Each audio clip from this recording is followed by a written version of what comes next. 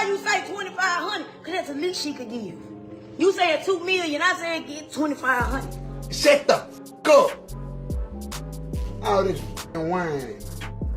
And go get you some money. Go do a drive-by. Finesse2Tymes jumped on IG Live and absolutely snapped on GloRilla's sister, Scarface. After she blasted Glo online over family money on Facebook and even took it to TMZ Live, she put everything out there.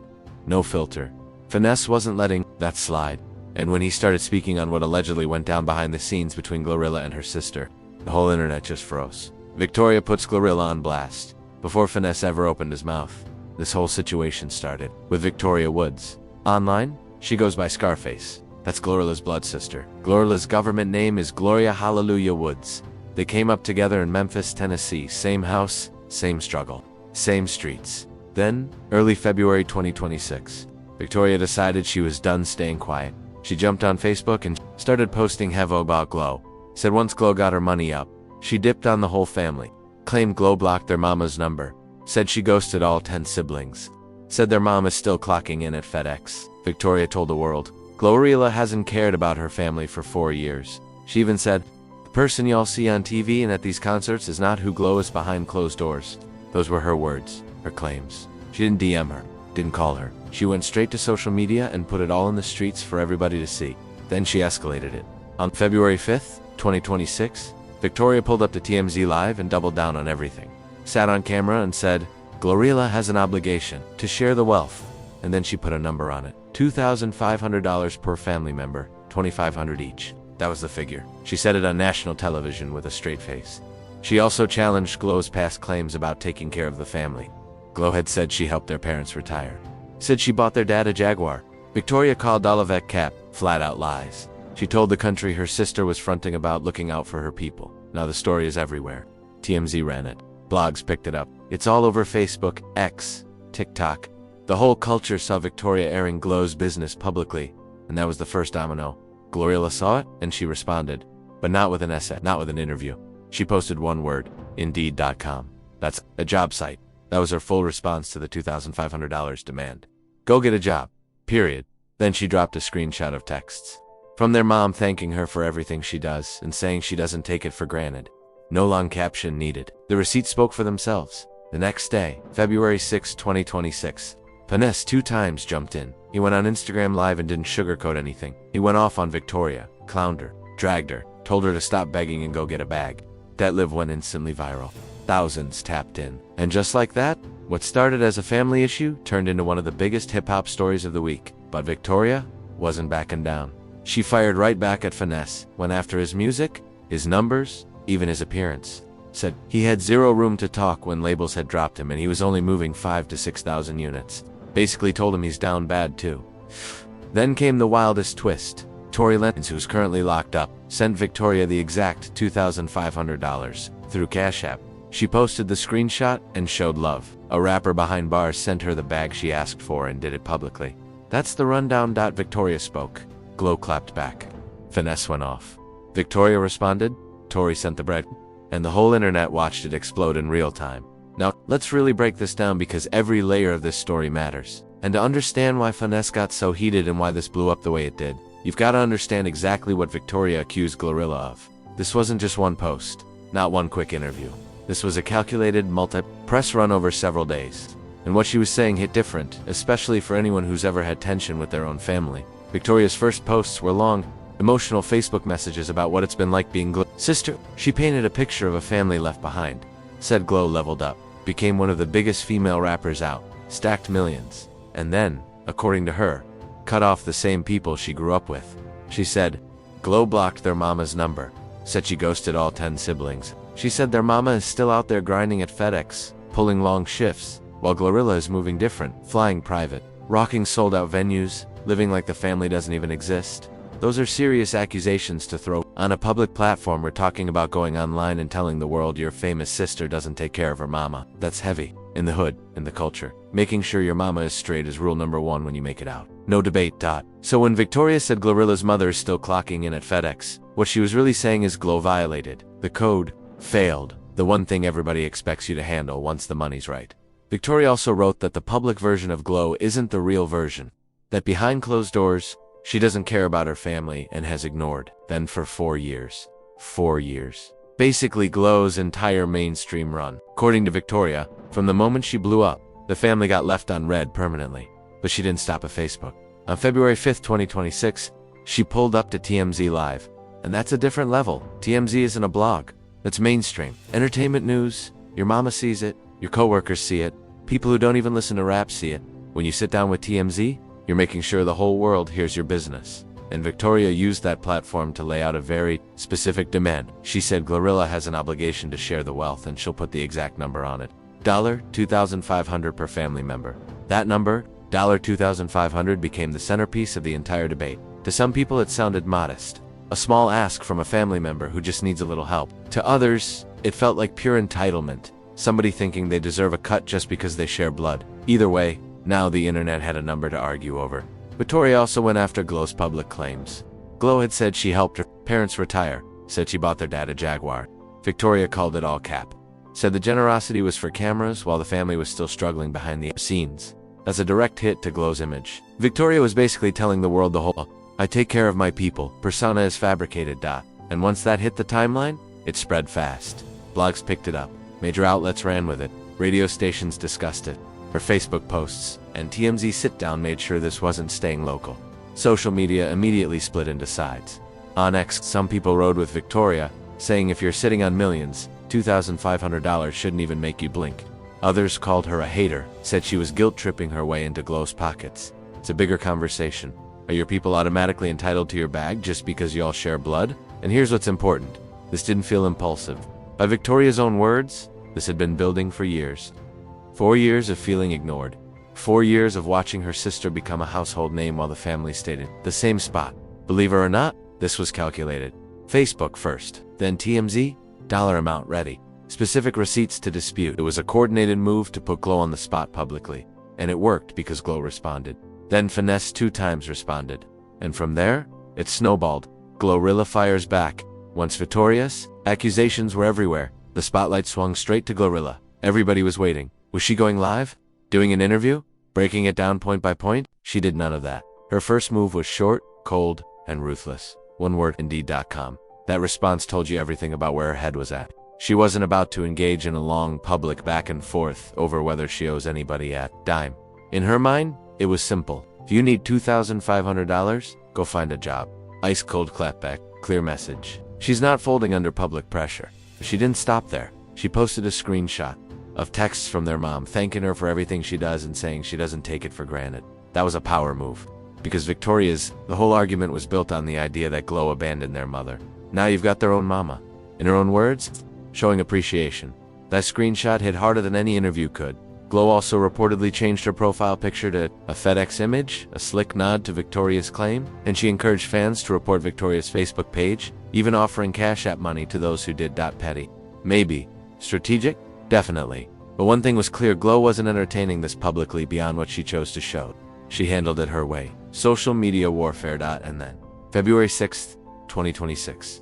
Someone else stepped in. Someone with zero ties to the Woods family. Someone watching the chaos unfold and deciding he had something to say. Finesse2Tymes jumped on Instagram Live and what he said made Victoria's TMZ interview sound like a polite conversation. Finesse, whose government name is Ricky Hampton Jr., is a Memphis rapper with his own history of family drama, industry issues, and personal setbacks. He's done time, had public problems with his brother, been dropped by labels, we've struggled with sales. And on this day, he felt compelled to speak. He started that live talking about his own trauma, his own trust issues. You could hear the frustration in his voice before he even brought Victoria's name up. And then motherfuckers be wondering why I be so traumatized and don't people. Because it's people that I gave my trust and my faith to and my all to, and they still shitted on me, dawg. That was the opener.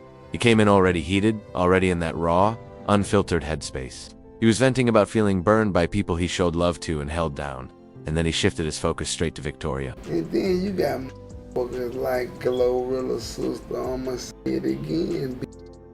I'm only mad because you speaking on your family. That right there was the turning point. He made it clear he wasn't mad because Victoria was asking for money, he was mad because she was doing it publicly. She was airing the family's dirty laundry for the whole world to watch. And that's what sent Finesse all the way off. In his mind, and he said this, Plain as day, family business stays in the family. You don't run to TMZ. You don't blast it on Facebook. You handle that behind closed doors. At the end of the day, that's your family. Get off your ass and go make some sense of yourself. Get off your ass and go do something for your self. He told her the same thing GloRilla told her, just louder and way more disrespectful. Stop asking. Stop begging. Get up and go get it yourself. But Finesse didn't stop there. He pushed it way further than anybody expected. Finesse2Tymes. Full rant on that. Instagram Live went way beyond your typical celebrity hot take. This wasn't a rapper casually chiming in on trending drama from his couch. This was a full-blown, minutes-long verbal attack aimed at a woman he doesn't even know, over a family situation he has zero involvement in. And the intensity of it is exactly why that clip exploded across the internet. After telling Victoria to get up off her backside and make something shake, Finesse kept turning the temperature up. He started firing off direct insults meant to embarrass and humiliate her, in front of thousands of people watching live. You tilapia corner store.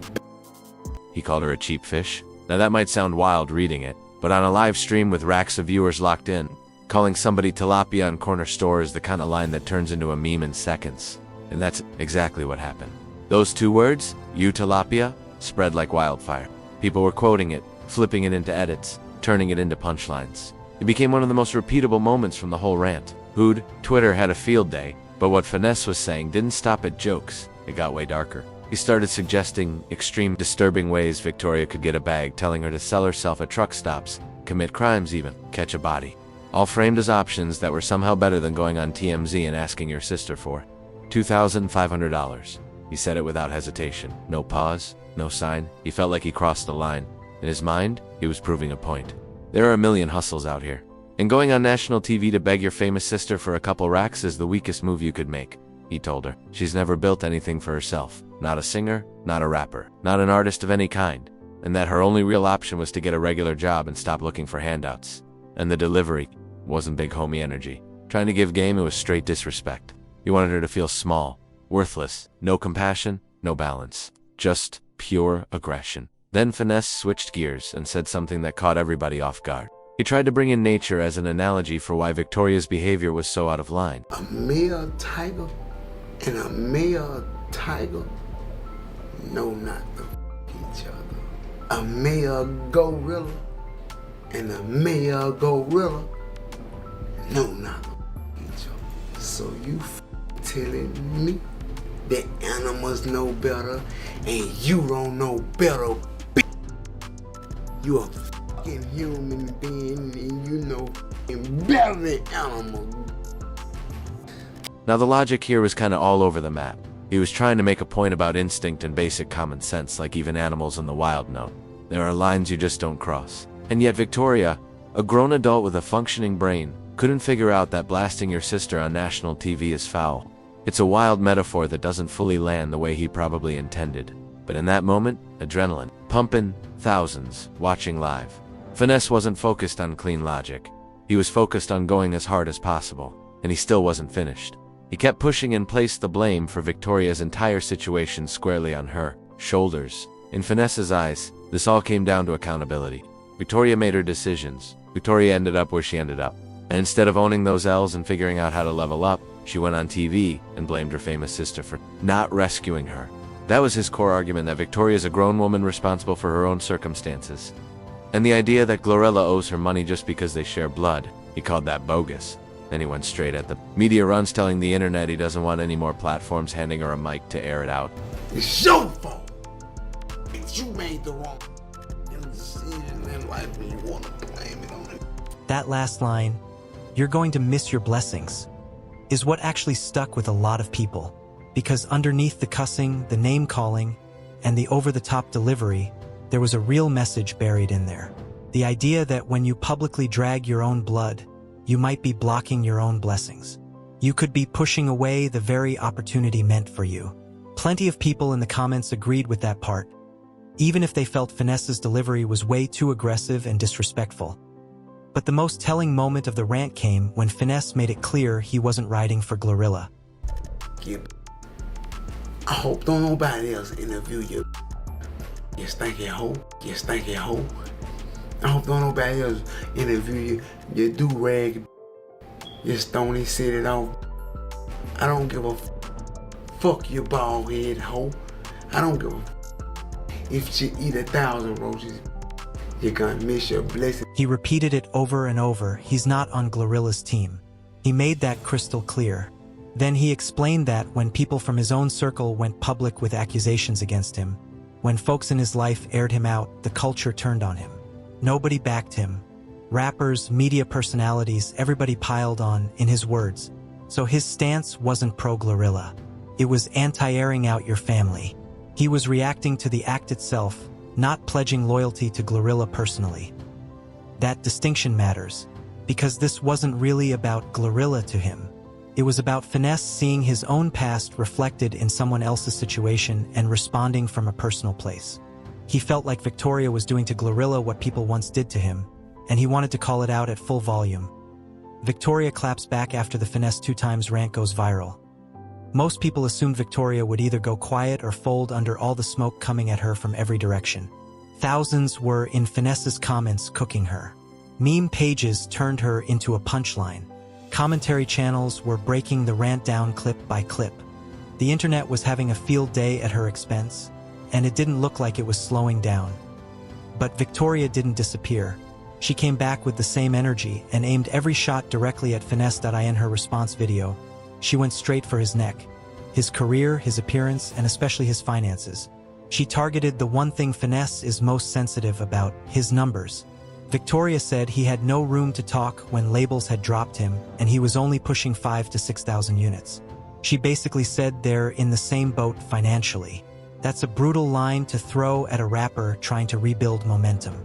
She was implying he's just as down bad as she is, he's just pretending otherwise. She also flipped his insult about selling her body back on him, clowning his appearance and saying he's the one with the biggest booty and should be the one out there selling something.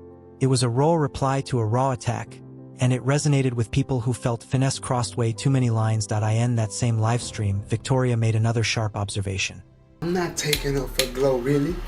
I'm not taking up for GloRilla. Listen, I'm not taking up for GloRilla. I'm gonna tell you why I ain't taking up for GloRilla. She pointed out that Finesse's social media bio listed him as a comedian instead of an artist, suggesting his rap career had slipped so much he couldn't even claim rapper anymore. Whether that's fully accurate or not, it was a clever angle. It challenged the very position he was speaking from. How are you lecturing someone about getting their bag right when your own bio doesn't even say artist? Victoria also addressed the $2,500 request head-on. You go from an artist to a comedian. Is it because of the labels? How the fuck you go from an artist to a comedian? Your bio says She argued that $2,500 isn't some outrageous demand. It's modest. She said she knows how to flip it and stretch it. In her mind, she wasn't asking for the world. Just a small amount that could go a long way if handled properly. She wanted people to understand that. She didn't stop with Finesse either. She aimed her frustration at GloRilla. She grouped Finesse in with GloRilla, calling him another person who neglects those closest to him. Then she brought up his own family dynamics, mentioning his siblings and saying she was about to link up with his sister. you want to take care of your mama. You just like Gloria, bitch. You just like Gloria, ho. That line about linking with Finesse's sister was a direct threat to pull his family into it. The same move she made with GloRilla.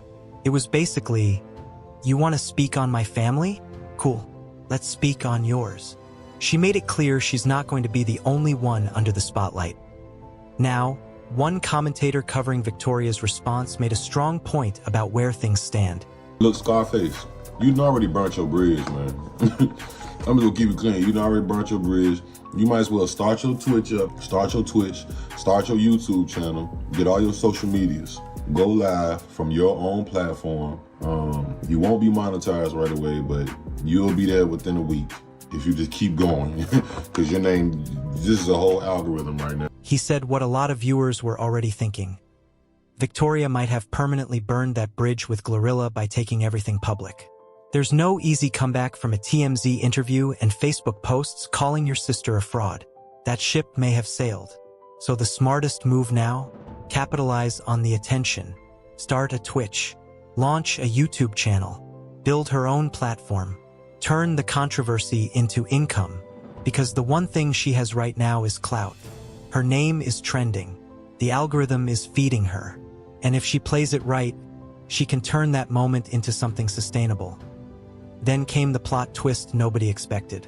Tory Lanez, currently behind bars, sent Victoria the exact $2,500 through Cash App.